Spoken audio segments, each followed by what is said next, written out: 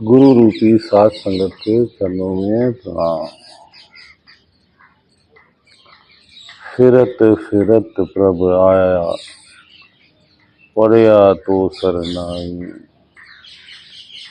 नानक की प्रभु बेनती, अपनी भक्ति लाए। आत्मा का जो सफर है, ये कोई हमारा करंट सफर नहीं है कि भाई आत्मा निज धाम से जो हमने अभी जन्म लिया अभी आए। विरली आत्मा हो भी सकती है। कोई आत्मा हजारों साल से, कोई आत्मा लाखों साल से, कोई आत्मा करोड़ों अरबों खरबों सालों से, करोड़ों अरबों लाखों जन्मों से भटक रही है, बार बार जन्म लेती है। 84 लाख योनियों में भी भटकती है, कभी कम में भटकती है, कभी ज्यादा में भटकती है, कभी मनुष्य से दोबारा मनुष्य योनि में आ जाती है। भटकते भटकते आत्मा जो है वापस जाना चाहती है, लेकिन मन उसको घेर के रखता है।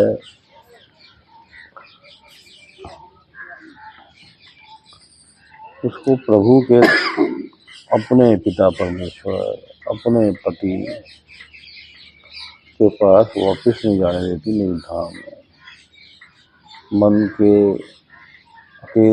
अनेक प्रकार के बंधनों से, छलावे से, काम क्रोध लोभ मोह अहंकार से, 9 द्वारों के अट्रैक्शन से, ये और 25 प्रकार की प्रकृतियों से, माया द्वारा रचित संसार में आत्मा बंधी हुई है, भटक रही है। हमें महसूस नहीं हो रहा, लेकिन क्यों? क्योंकि हम बाहरी दुनिया की तरफ ध्यान केंद्रित है और आत्मा भी ऐसे बाहर भटक रही है। कभी तीर्थ स्थानों पर जाती है,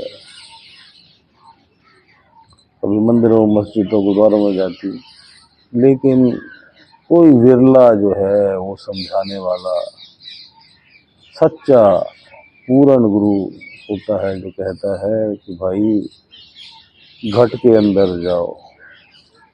लेकिन उसके वो शब्द भी हम जो है किसी ग्रंथ में पढ़ के, किसी पाठ में पढ़ के बस रट्टा ही मारते रह जाते हैं। अब मैं ये कहता रहूं कि भाई घट के भीतर जाओ, घट के भीतर जाओ, घट के भीतर जाओ, तो क्या इस रट्टा मारने से क्या मैं घट के भीतर चला जाऊंगा? मैं ये कहता रहूं कि परमात्मा की तरफ चलो, परमात्मा की तरफ चलो, परमात्मा की तरफ चलो, ठीक है, इसमें परमात्मा का नाम ले रहा हूँ, लेकिन जब तक कोई जीव चलेगा ही नहीं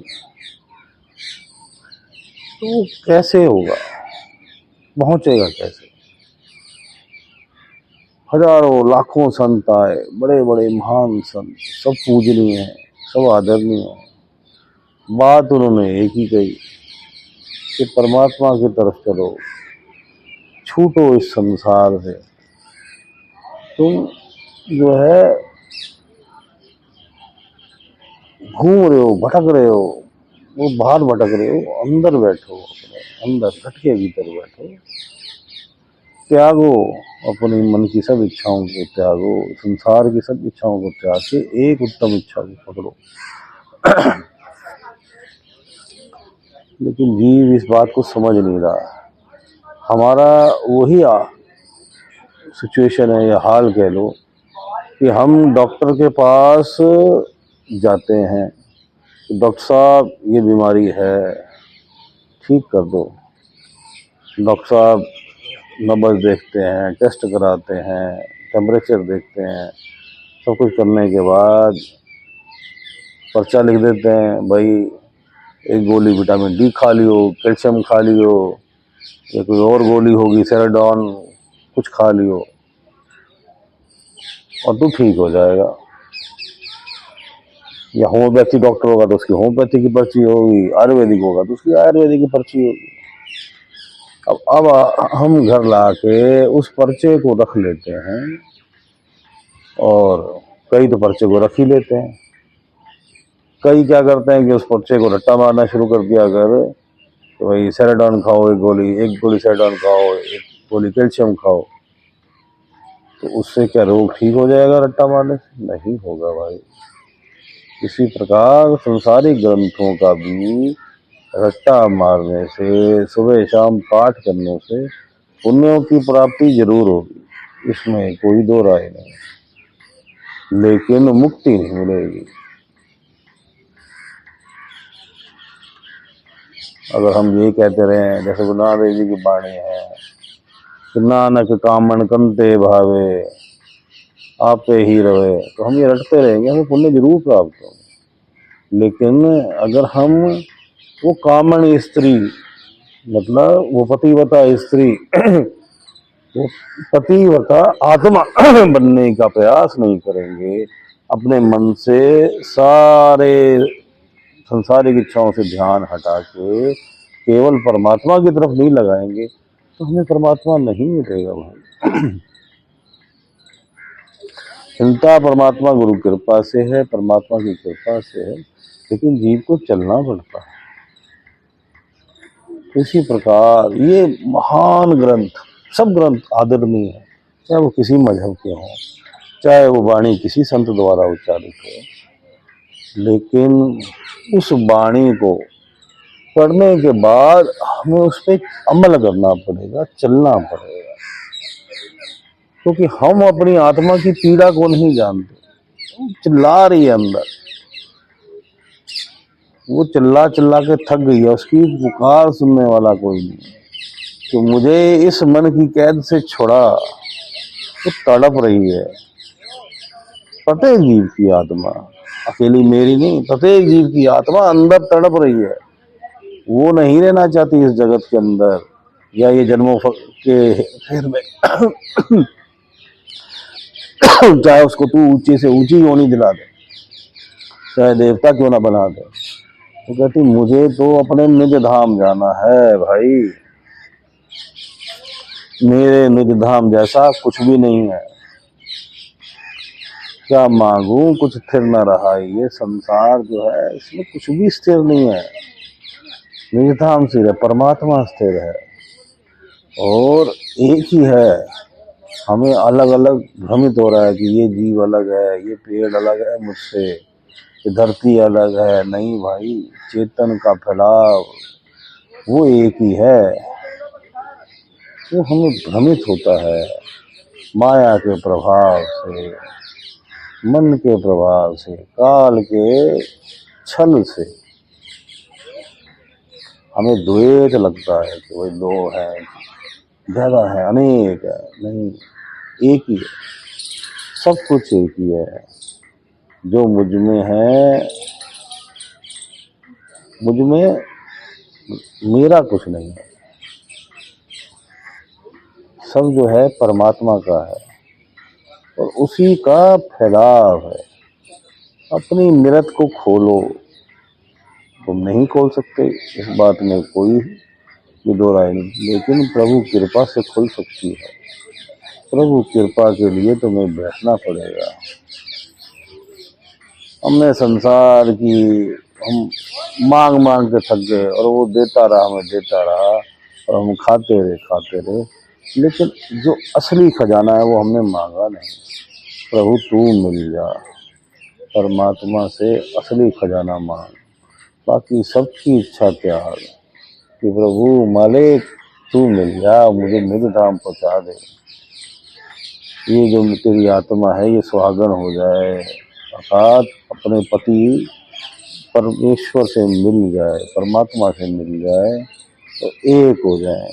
दोनों में कोई भेद तो वैसे भी नहीं है, अलग तो वैसे भी नहीं, लेकिन ये जो तूने भ्रम पैदा कर रखा है, ये आभास लगता है कि अलग है, ये आभास भी हट गया। अब मैं और जन्म मरण के चक्कर में नहीं फंसना चाहती। हमें अनेकों जीव संसार में मिलेंगे, नहीं अभी हमने बड़ा कुछ करना है। अरे भाई, तूने क्या करना है? तू होता कौन है कुछ करने वाला? यहाँ सब कुछ मालिक की इच्छा से हो रहा है, तू कुछ कर ही नहीं रहा, सब वो कर रहा है। तुझे क्यों भ्रम है कि मैं अपनी ये मैं को हटा, तू कुछ नहीं है। ये अपनी मैं को हटाएगा, होमे को हटाएगा, तभी जो शेष बचेगा वो परमात्मा बचेगा। अनल हक, मंसूर सही कहता, अनल हक, जीसस सही कहते हैं।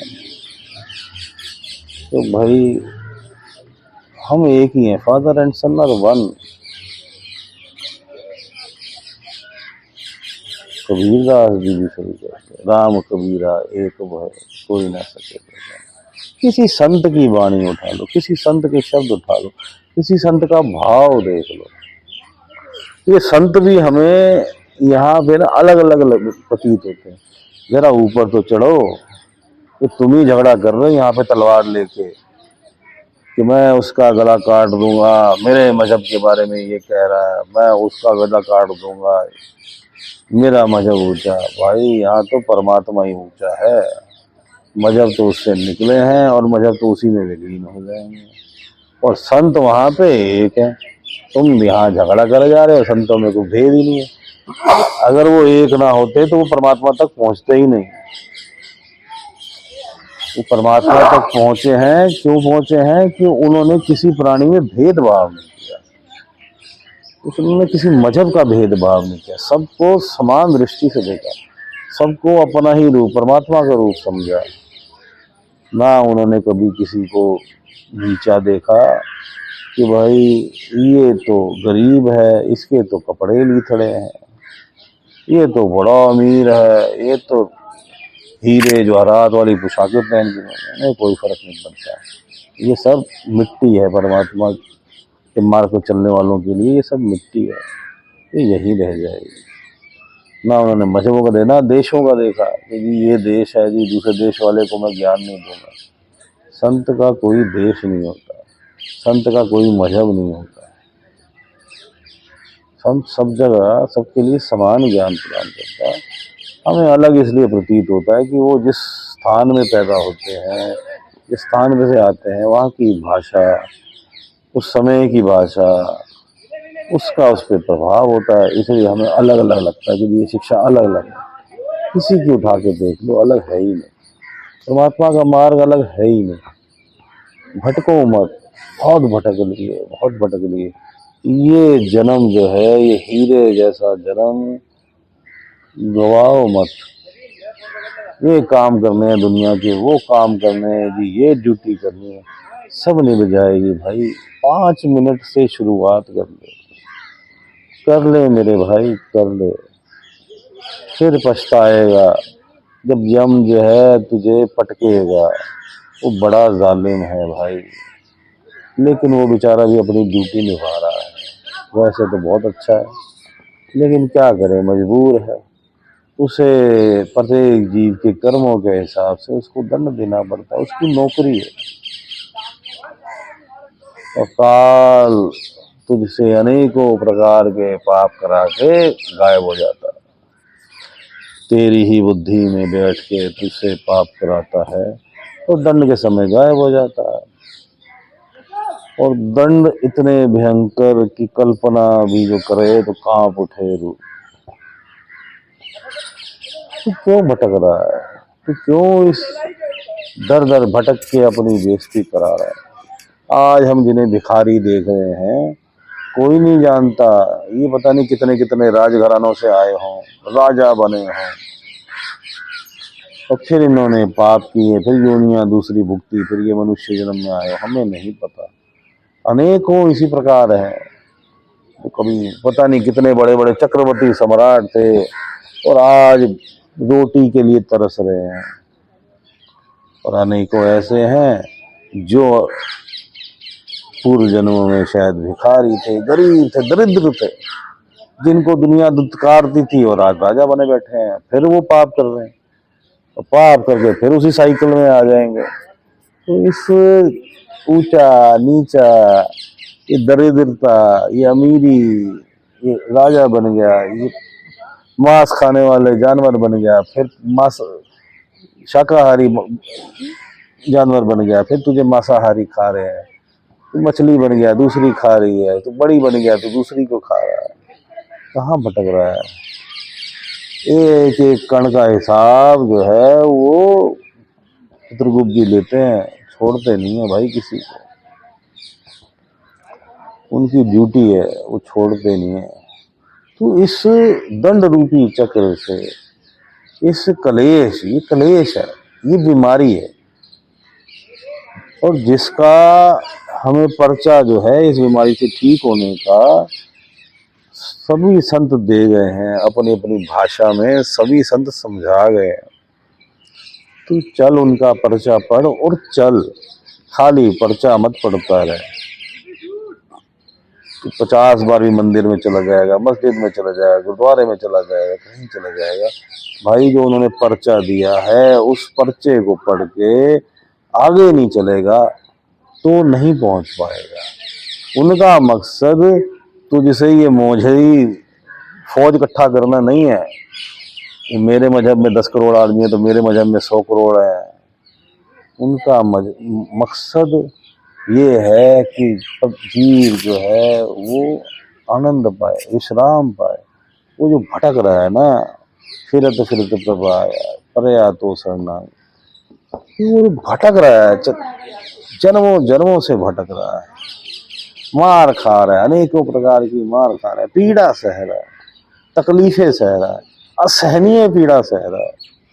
इससे छूटे और अपने निज धाम जहाँ परमानंद है वहाँ पहुँचे। वहीं से तो वो आया है। इस संसार के इस भ्रम से छूटे कि नहीं पहुँचा नहीं जा सकता, नहीं परमात्मा से मिला नहीं जा सकता, ये सब बेकार की बात है भाई। सच्चाई ये है कि जब प्रत्येक आत्मा परमात्मा का पाठ है तो उसको उसी क्षण ही अधिकार भी ये हो गया। अपने पाठ से मिलने से का क्यों अधिकार नहीं है? संत के जाने के बाद कोई झूठ बोल के उसी की भाषा में जोड़ दे तब भी मत मानो, अपने विवेक का इस्तेमाल करो। कई बार संतों के जाने के बाद पीछे स्वार्थी लोग अपने स्वार्थ के लिए, अपनी दुकानदारी के लिए, अपना वर्चस्व बनाने के लिए उसके अंदर झूठ भी ऐड कर देते हैं, तुम्हें नहीं पता लगता। अनेकों बार ऐसा भी हुआ है, कई बार नहीं भी हुआ, अनेकों बार ऐसा भी हुआ है। और फिर तुम सोचो यार ये तो इस संत की वाणी होगी। भाई नहीं, तुझे भटकाया जा रहा है यहाँ पे काल द्वारा। तू मूल बात समझ, तुझे भटकाया जा रहा है। फिर तेरे हाथ में तलवार पकड़ा दी जाएगी, देख दूसरे को काट, दूसरे मजहब को काट। काहे को काटेगा भाई? काटने से परमात्मा नहीं मिलता। तो तू क्या परमात्मा का बचाओगे? हम जी परमात्मा की रक्षा कर रहे हैं। कि होता कौन है परमात्मा की रक्षा करने वाला? तेरा कुछ भी नहीं है भाई, सब कुछ तो परमात्मा है, सब कुछ तो वही कर रहा है। तू निकल इस झगड़े से, प्रेम के रास्ते पे चल, प्रेम कर, हर एक से प्रेम कर। वो अलग बात है कि अगर सिर पे तेरे आ जाए कोई तुझे मारने तो तुझे अपना बचाव, सेल्फ डिफेंस तो करनी पड़ेगी, उससे इनकार नहीं। लेकिन अपने मन में ये क्रूरता, ये वैशीपन, ये जेलसी का भाव, ये फलाने हर एक के प्रति बुराई का भाव, ये सबका भला मांग, ये सब निकाल। बुराई के भाव हैं ये निकाल, घृणा का, क्रोध का, आवेश का, ये सब निकाल। ये काल का खेल है, समझने की कोशिश कर। मालिक से निर्मलता मांग मन की, और संतों की वाणी को पढ़ और उसकी सच्चाई और गहराई को समझने की कोशिश कर। कहीं कहीं अगर तुझे भटकाया भी जा रहा है तो अपने विवेक का इस्तेमाल कर, भटक मत। पहुंच परमात्मा के चरणों में, पहुंच, झटके भीतर बैठ, अपने ध्यान को केंद्रित कर, अपने आत्मा का दर्शन कर, परमात्मा का दर्शन कर, अपने निज धाम का दर्शन कर, सचखंड पहुंच, सचखंड के ऊपर भी पहुंच। चल चल मेरे भाई, बहुत भटक लिया, बहुत भटक लिया, ना जाने करोड़ों जन्मों से भटक रहा है, अरबों खरबों अनगिनत जन्मों से भटके जा रहा है, भटके जा रहा है। पीड़ा सहे जा रहा है, सहे जा रहा है, सहे जा रहा है। चल चल सखी पिया मिलन को। भाई मैं भी कोशिश कर रहा हूँ, तुम भी कोशिश करो। मुझे कुछ नहीं आता, मैं कुछ नहीं जानता, मुझसे कोई त्रुटि हो जाए तो क्षमा करना, हे मालिक तो क्षमा करना। चलो भाई चलो, अब हम अपने ध्यान को तीसरे तेल पे, थर्ड आई सेंटर पे, दोनों आंखों के बीच में पीछे करके सेंटर में ध्यान केंद्रित करते हैं। परमात्मा का पंच नाम हमें जो प्राप्त है, अगर तो हम उसका सिमरन करते हैं, अगर हमें वो प्राप्त नहीं तो हम साइलेंस में मन को एकाग्र करने का प्रयत्न करते हैं, ध्यान को सामने केंद्रित करते हैं। मालिक सबका भला करे।